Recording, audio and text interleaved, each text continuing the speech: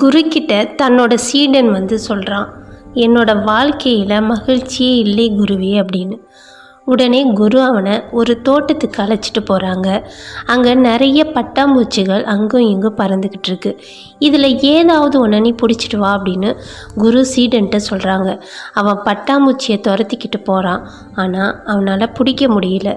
பரவாயில்ல வா, நாம் இந்த தோட்டத்தோட அழகை ரசிக்கலாம் அப்படின்னு குரு சீடனை கூட்டிக்கிட்டு தோட்டத்துக்கு நடுவே போய் அமைதியாக நின்று தோட்டத்தோட அழகை கண்குளிர பார்த்து ரசிச்சுக்கிட்டு இருக்காங்க.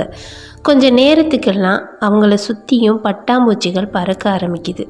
சற்று நேரத்துக்கு முன்னாடி சீடன் பிடிக்க போன பட்டாம்பூச்சி இப்போ அவனோட கையில் அமைதியாக அமருது. அப்போது குரு சிரித்தபடி அவன்கிட்ட சொன்னாங்க, இதுதான் வாழ்க்கை.